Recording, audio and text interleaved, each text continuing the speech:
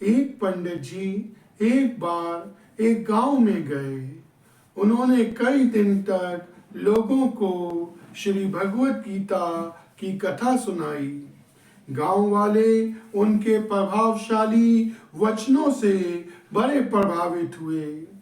सबने पंडित जी से आग्रह करते हुए कहा, महाराज, हमारे गांव में एक सेठ रहता है। वह बड़ा कंजूस है। आप कृपया उसके घर में यह कथा सुनाएं। आपके प्रभावशाली प्रवचन से हो सकता है कि उसका भी उद्धार हो जाए। लोगों का आग्रह मानकर पंडित जी उस सेठ के घर पहुंचे और कई दिन तक श्री भगवत गीता की कथा सुनाते रहे। श्रोताओं के आग्रह पर वे पूरे 1 महीने वहां पर रुके। 1 महीने बाद जब पंडित जी चलने लगे तो उन्हें दक्षिणा मिलनी चाहिए ऐसी आस थी, परंतु सेठ तो बड़ा कंजूस था। वो पंडित जी से कहता है, पंडित जी, अब की बार आप जब आएंगे ना तो मैं आपको अब की बार की दक्षिणा उस समय दे दूंगा। इस समय व्यापार में बहुत हानि हो रही है और मेरे पास आपको देने के लिए कुछ भी नहीं है। पंडित जी चौंक गए कि इतना बड़ा सेठ और दक्षिणा देने के नाम पर टरका रहा है, कह रहा है कि अब की बार जब आओगे तो दक्षिणा दे दूंगा। चलो कोई बात नहीं। पंडित जी वहां से चले गए। 1 महीने के उपरांत पंडित जी फिर उस गांव में आए। अब उन्हें आशा थी कि अब की बार जो है सेठ उन्हें दक्षिणा दे देगा। अब पंडित जी सेठ के घर पहुंचे। सेठ जी ने पंडित जी को देखा तो प्रसन्न होकर कहते हैं, पंडित जी, आपने बड़ी सुंदर कथा सुनाई थी। आपने तो महाराज मेरा दिल जीत लिया। मुझे तो पूर्ण ज्ञान हो गया है।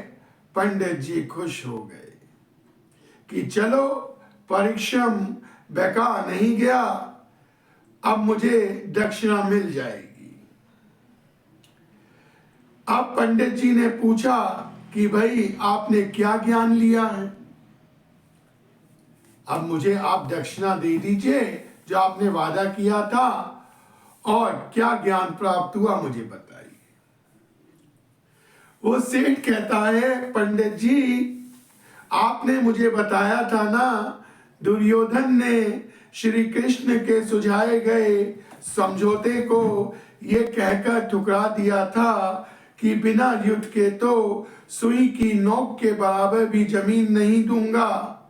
अतः महाराज, पहले जब मैं सोचता था कि ये पैसा मेरे साथ कौन सा जाना है, तो कभी कभार 5-10 पैसे दक्षिणा में दे दिया करता था, परंतु आपकी दी हुई सीख से तो अब मैं 1 पाई भी किसी को नहीं देता।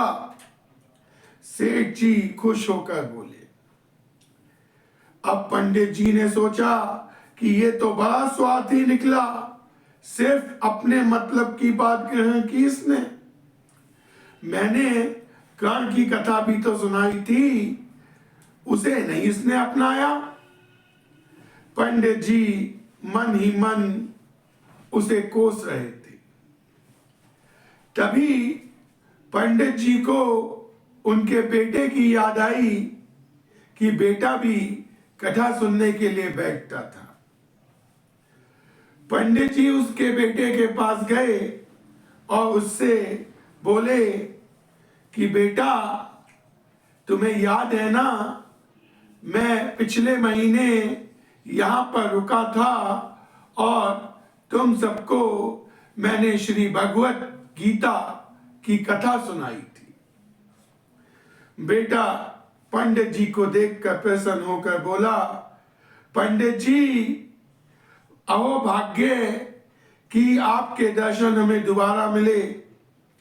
पंडित जी ने कहा कि बेटा, तुम्हारे पिता ने मुझसे वादा किया था कि वो दक्षिणा देंगे। बेटा कहता है वो तो बड़ा कंजूस है।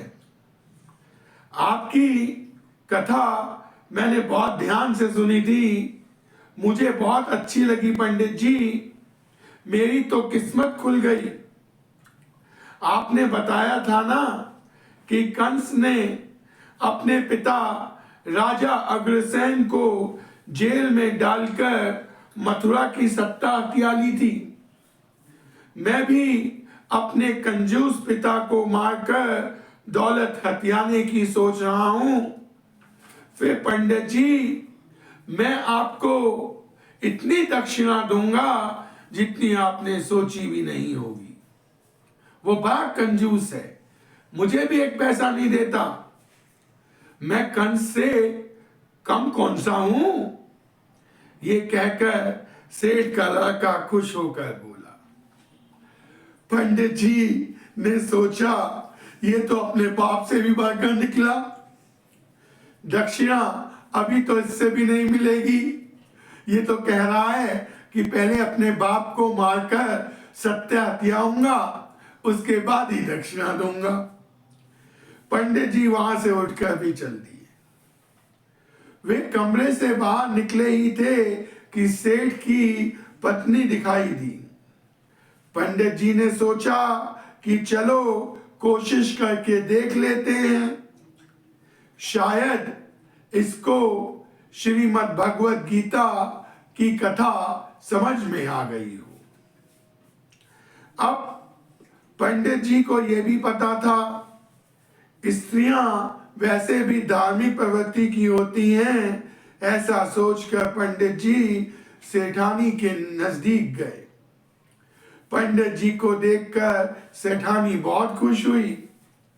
वो बोली, आओ पंडित जी आओ, उपदेशक हो तो आपके जैसा। आपकी कथा ने मुझे नया रास्ता दिखाया था। पंडित जी बहुत खुश तो नहीं हुए। हाँ, उम्मीद जरूर बंधी कि क्या पता इसे ही समझ आ गई हो बात और यही दक्षिणा दे दे मुझे। पंडित जी बोले, नया रास्ता? कौन सा नया रास्ता?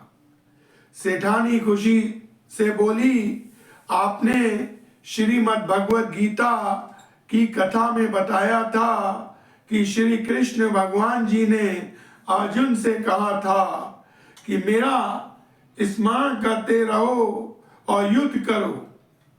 इसीलिए मैं तो पंडित जी, मैं तो पूरे दिन हाथ में माला लेकर हरे कृष्ण कृष्ण कृष्ण हरे हरे, हरे राम राम राम हरे हरे का जप करती रहती हूँ और सबको युद्ध के लिए उकसाती रहती हूँ। कभी बहुओं को बेटों के खिलाफ भड़का देती हूँ, कभी बेटों को पिता के खिलाफ भड़का देती हूँ। इसीलिए निरंतर युद्ध होता ही रहता है। घर में अच्छी खासी चहल पहल बनी रहती है। पंडित जी ने अब तो अपना माथा पीट लिया। सेठानी आगे बोली, पंडित जी ये क्या कर रहे हो? पहले मेरी बात सुनो। आपकी बताई हुई सीख से अब तो मेरी इज्जत काफी बढ़ गई है, क्योंकि लड़ाई कराने के बाद सबका फैसला मैं ही करवा देती हूं। पंडित जी बोले, भूस में आग लगाए जमालो दूर खड़ी देखे। बुदबुदाते हुए पंडित जी बाहर आ गए। जिनकी प्रवृत्ति ही बुरा सोचने और बुरा करने की हो, उन्हें महापावन कथाएं भी क्या सीख देंगी।